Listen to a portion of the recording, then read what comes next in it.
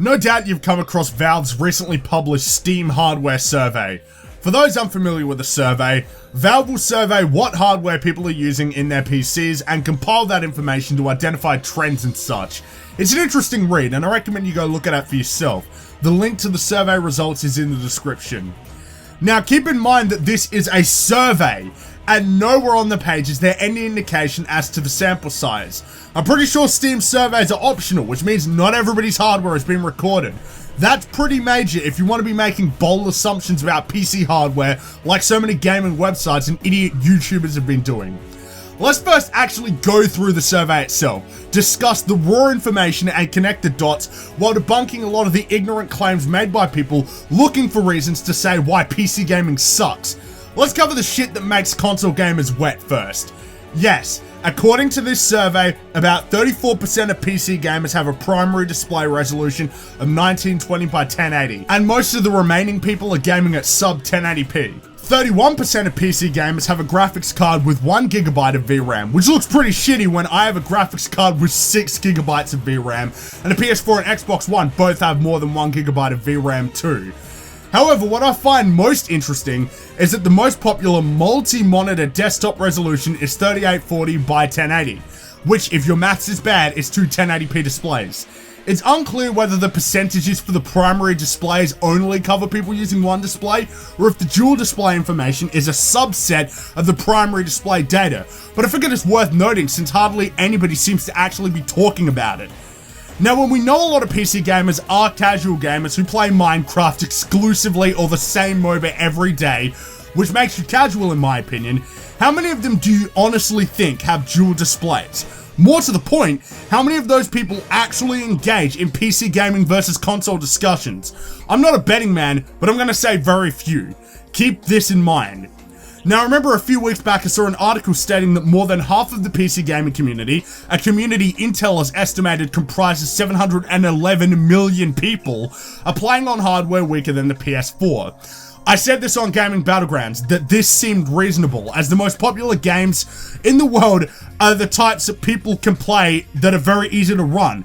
Games like League of Legends, Dota 2, CSGO, Minecraft. And one thing all these games have in common is that they're easy to run on low-level systems, as in consumer laptops. A lot of console fucks think PC gaming is just people like me with desktops and high-end rigs, but that's a very narrow view of PC gaming. PC gaming includes playing browser games like Tetris Friends, which regular people play on their cheap-ass computers. All of this is important for context, though not necessarily relevant to this survey. I looked into the resolutions on the survey and found that the second most popular resolution was 1366 by 768, which is the standard laptop resolution. When we compare this number to the video card statistics, we begin to see a strong correlation. If about 25% of gamers are playing on laptops and 19.69% of video cards are Intel, as in Intel HD integrated graphics, shit begins to make sense.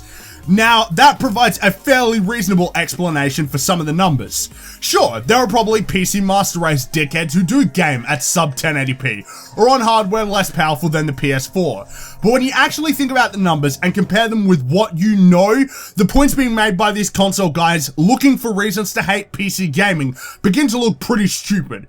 PC elitists are the type of guys who have lots of VRAM, high-end hardware, and are very active in the gaming landscape. They play a lot of games, unlike the people gaming on lower-end hardware.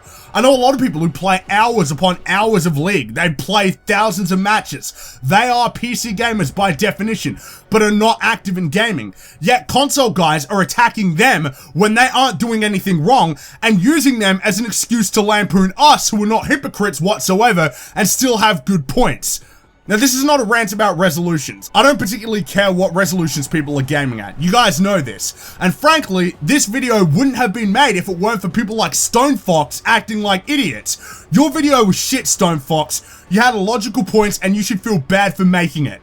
Let me explain why your points were shit.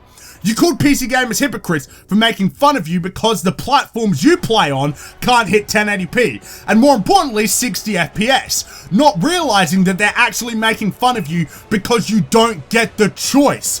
How am I, a PC gamer, a hypocrite, when I have a PC with an i7 R9 16GB of RAM and can play all my games at 1080p 60fps for cheaper than you with ease? You look at PC as sort of a uniform platform on which we all have the same hardware and play the same way.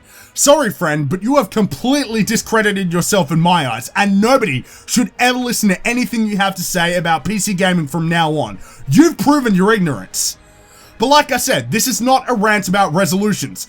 Rather, this is a rant about research or lack thereof. My goal on the internet is to place facts above all else, and you cannot be factual or an objective person if you do not research and think. Sometimes I make mistakes, for sure, but I do my best to ensure my topics are researched thoroughly before I start talking about them. Lots of people do not do that, and the reactions to this survey show that attitude. People looked at the headlines and did no further investigation. They didn't look at the raw data, they didn't do research, and most importantly, they didn't think about the information. I've been criticized for looking beyond the numbers and applying my own knowledge to information as if it's conspiracy theories or something, but it makes me a more critical person, and generally I end up right anyway because of it.